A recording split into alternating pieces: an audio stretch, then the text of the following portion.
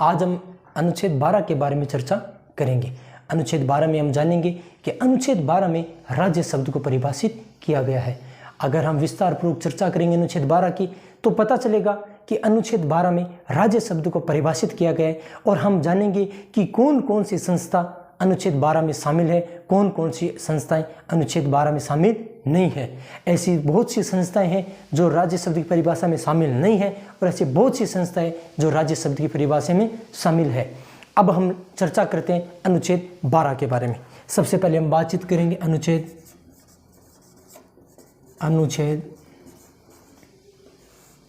12। लेकिन अनुच्छेद 12 में अध्ययन करने से पहले हम जानें कि अनुच्छेद 12 का उल्लेख कहाँ है। जब हम मूल अधिकार के बारे में चर्चा करते हैं तो मूल अधिकार का उल्लेख भारतीय संविधान के भाग 3 में उल्लेखित है।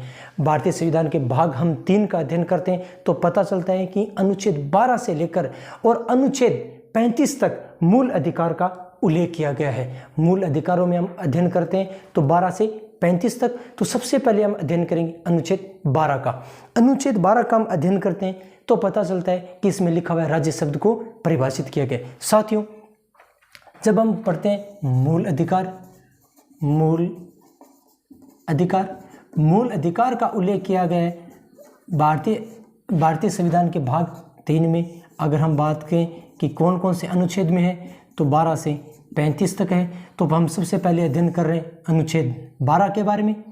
इसी प्रकार इसमें अगर हम बातचीत करें अनुच्छेद 12 में किसका उल्लेखित है तो इसमें लिखा गया है राज्य शब्द को परिभाषित किया गया है। कौन से शब्द को परिभाषित किया गया है? राज्य शब्द को परिभाषित किया गया है। अब हम चर्चा करेंगे कि राज्य शब्द में कौन कौन सी संस्थाएं आती है। तो अगर मैं ये कहूँ कि राज्य शब्द में अगर कोई केंद्र सरकार की संस्था हो या कोई राज्य सरकार की संस्था हो या कोई स्थानीय सरकारों की संस्था हो, इसके अलावा ऐसी कोई संस्था जिसकी स्थापना सरकार ने की हो तो वो राज्य शब्द की परिभाषा में शामिल है। और ऐसी संस्था है जिसकी स्थापना सरकार ने नहीं की हो लेकिन सरकार उसमें क्या कर रही है, वित्तीय सहयोग दे रही है, तो वो संस्था भी पूरी राज्य शब्द की परिभाषा में शामिल है। अब हम चर्चा करेंगे कि अनुच्छेद 12 में किसका उल्लेखित है, राज्य शब्द को परिभाषित किया गया है।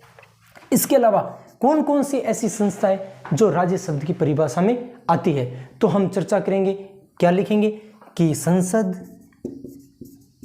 या भारत सरकार, संसद या भारत सरकार। नंबर पर 2 पर लिखेंगे राज्य विधानमंडल या राज्य सरकार। नंबर 3 पर बातचीत करेंगे, वो लिखेंगे हम स्थानीय निकाय। इसके अलावा अगर मैं बातचीत करूं कि संसद या भारत सरकार, राज्य विधानमंडल या राज्य सरकार या स्थानीय निकाय, इसके अलावा भी बहुत सी संस्थाएं जो राज्य शब्द की परिभाषा में शामिल है लेकिन वो उसका उल्लेख हमारे यहाँ है या नहीं है। अब हम चर्चा करेंगे कि ऐसी संस्थाएं जिसकी स्थापना संसद या भारत सरकार ने की हो, राज्य विधानमंडल या राज्य सरकार ने की हो, स्थानीय निकाय ने की हो, वो संस्था तो राज्य शब्द की परिभाषा में शामिल है ही है। इसके अलावा कौन कौन सी और संस्था है, तो वो संस्थाएं जिसकी स्थापना सरकार ने की हो, या सरकार उसमें क्या करती है, सरकार उसमें वित्तीय सहायता करती है। अगर वित्तीय सहायता